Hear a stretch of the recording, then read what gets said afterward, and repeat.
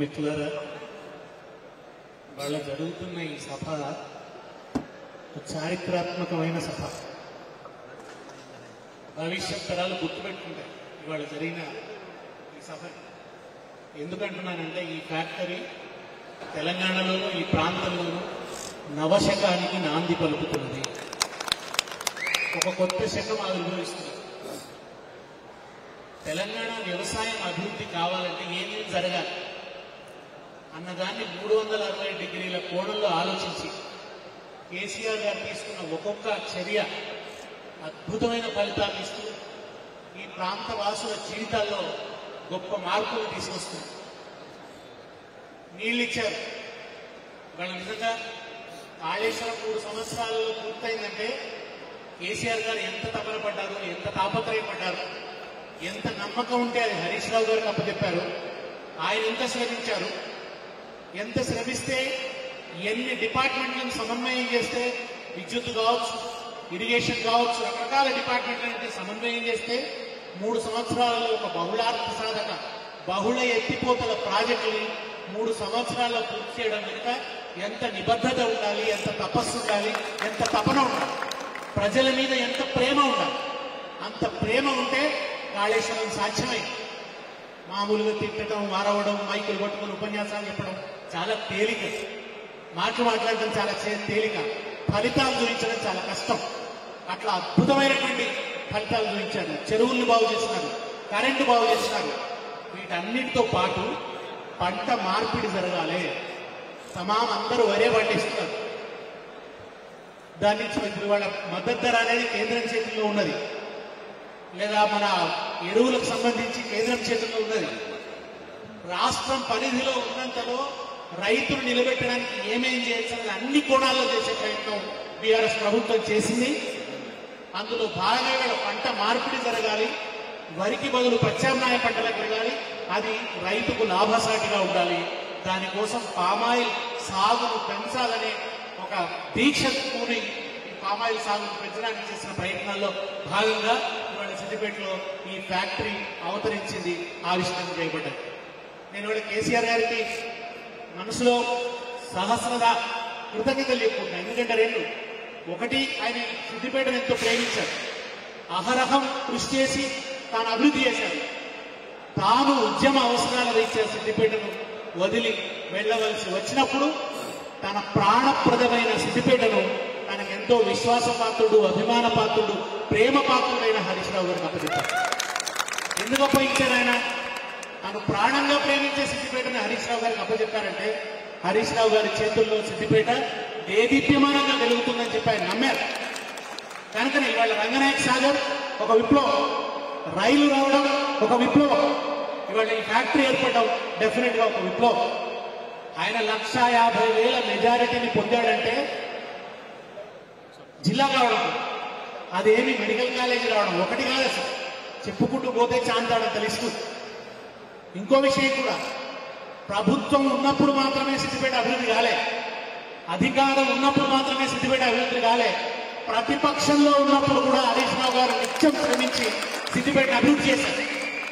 ఎక్కడి నుంచి ఏం బడ్జెట్ తీసుకురావచ్చు, తీసుకొచ్చిన బడ్జెట్ సద్వినియోగం ఎట్లా కావాలి, అది ప్రజల జీవితాల్లో ఎట్లా ప్రతిఫలించాలి, ప్రతి కుటుంబాన్ని తన కుటుంబంగా భావిస్తాడు ఆయన. ఆయనకు వ్యక్తిగత సంబంధం అంతటా కూడా ఇవాళ తెలంగాణలో ఉన్న ప్రతి నియోజకవర్గం కూడా మాకు హరీష్ రావు గారు లాంటి ఎమ్మెల్యే ఉంటే బాగుండు అని అనుకునే స్థాయికి ఆయన సిద్దిపేట తీసుకుపోయినారు. వట్టిగా రాదు కదా మెజారిటీ. ఎంత ప్రేమ పెంచుకుంటే వస్తుంది? కొత్తగా ఏదో సెలబ్రిటీ లాగా ఇట్లా చేతులు ఊపితే వస్తుందా? వచ్చేసి ఏదో ఫ్లెక్సీలు పెడితే వస్తుందా? పై మాటలతో వస్తుందా? కాదు కదా. తెలంగాణ ఉద్యమం ప్రారంభమైన ఉద్యమం కోసం ఆయన రాజకీయాల్లో ప్రవేశిస్తే ఈ రోజు వరకు ఆయన ఓటమి ఎరుగని నాయకుడు. ఓటమి అనేది సిద్దిపేట అంచులకి హరీష్ రావు దరిదాపుల్లో కూడా వస్తుందంటే ప్రజల గుండెల్లో ఆయన గూడు కట్టుకొని ఉన్నాడు. దాని వెనుక ఆయన తదేక దీక్ష ఉన్నది, నిరంతర శ్రమ ఉన్నది. ఆయన వ్యక్తిగత జీవితాన్ని వదులుకొని ప్రజల మధ్యనే ఉంటూ నిరంతరం ప్రజలే శ్వాసగా ఆయన పరితపిస్తున్నాడు. కనుక ఇవాళ సిద్దిపేట కానీ ఇన్ని కోణాల్లో అభివృద్ధి ఉంది. తెలంగాణ అభివృద్ధిలో కూడా కేసీఆర్ అడుగుదాడల్లో ఆయన చేసినటువంటి కృషి అడుగడుగున ఇవాళ కనబడుతున్నది.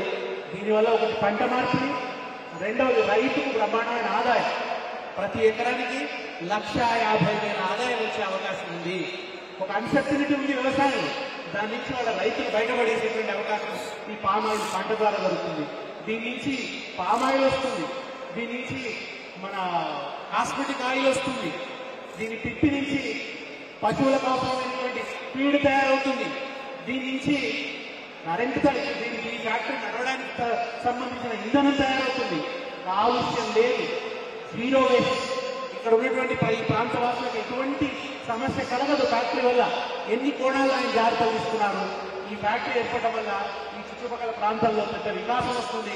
ఈ నర్మెట ఇవన్నీ కూడా పట్టణాలుగా మారిపోతాయి. రేపు ఇక్కడ అద్భుతమైన ఉద్యోగులు వస్తుంది, లోకల్ వాళ్లకు అవకాశాలు వస్తాయి. ఇన్ని కోణాల్లో ఆలోచించి ఈ ఫ్యాక్టరీని ఇక్కడ తీసుకొచ్చారు. దీన్ని వెంటపడి ఎక్కడ ఉత్తమమైన టెక్నాలజీ ఉంది, ఎవరు బెస్ట్ కాంట్రాక్టర్ వెతికి తీసుకొచ్చి వాళ్ళ చేతుల్లో పెట్టారు. రాష్ట్రంలో ఇతర చోట్ల ఉన్నటువంటి రాష్ట్రంలో దేశంలో ఇతర ప్రాంతాల్లో ఉన్న ఫ్యాక్టరీల కంటే ఎక్కువ ఉత్పత్తి వస్తుంది ఈ ఫ్యాక్టరీ నుంచి రేపు. దానివల్ల రైతుకి ఎక్కువ ఆదాయం వస్తుంది. ఒక గోద్రేజ్ వాళ్ళు వచ్చి ఈ ఫ్యాక్టరీ చూసిపోతున్నారు, ఒక పతంజలి ప్రొడక్ట్స్ వాళ్ళు వచ్చి ఈ ఫ్యాక్టరీ చూసిపోతున్నారంటే కేసీఆర్ గారు చెప్పినట్టు దేశానికి మోడల్ గా తెలంగాణను నిలిపారు హరీష్ రావు గారు, కేసీఆర్ గారి వారు చేసినటువంటి అద్భుతమైనటువంటి కృషి. కనుక ఈ ఫ్యాక్టరీ ఏర్పాటు సందర్భంగా మీ అందరికీ కూడా నేను హృదయపూర్వకమైనటువంటి శుభాకాంక్షలు తెలియజేస్తున్నాను. నమస్కారం. థ్యాంక్ యూ అన్న. డాక్టర్ యాదవ్ రెడ్డి గారు, శాసన మండలి సభ్యులు. ఈరోజు సిద్దిపేట చుట్టుముట్టు ప్రాంతాల రైతులకు చాలా శుభం. ఇప్పటిదాకా పెద్దలు నరసింహరావు గారు చెప్పినట్టు ఈ రైతులకు ఒక రకంగా ఒక ఆలయం. ఎందుకంటే తెలంగాణ అంటేనే ఒకప్పుడు కరువు పీడిత ప్రాంతం, తాగునీటి సమస్య, కరెంటు సమస్య, ట్రాన్స్పోర్ట్ సమస్య. ఇట్లా తెలంగాణ రాగానే కేసీఆర్ గారు ముఖ్యమంత్రి గారు ఇప్పటిదాకా వరుణ్ భాయ్ చెప్పినట్టు చాలా గ్రామాలలో కూడా సంవత్సరాలు ఏది కూడా ఎంత ముందు ఆడిన రోజులు మనకు గుర్తొస్తాయి. అలాంటి స్థాయి నుంచి ఈ రోజు యావత్ తెలంగాణలో, అందులో మరీ ముఖ్యంగా హరీష్ రావు గారి నాయకత్వంలో సిద్దిపేటను యావత్ భారతదేశంలోనే అనతి కాలంలో అభివృద్ధి చెందిన పట్టణాలలో ఏదైనా ఇలా సిద్దిపేట నిలిపిన గొప్ప నాయకుడు మన హరీష్ రావు గారు. మొన్ననే నేను ఒక డాక్టర్గా హరీష్ అన్నంగడి ఇక్కడ ఓల్డేజ్ హోమ్లో Sathya Sai Sanjeevini children's open heart surgery centre Harish అన్న గారి ప్రోత్సాహంతో, వారి సహకారంతో అక్కడ శ్రీ శ్రీనివాసులు గారిని దాన్ని రన్ చేస్తారు. అది ఒక డాక్టర్గా సుమారు 40 ఏళ్ళ అనుభవం ఉన్న వ్యక్తిగా అక్కడ పోయి చూసిన తర్వాత ఇక్కడికి వచ్చినందుకే నా జీవితం ధన్యమైంది అన్నంత ఫీల్ అయ్యా.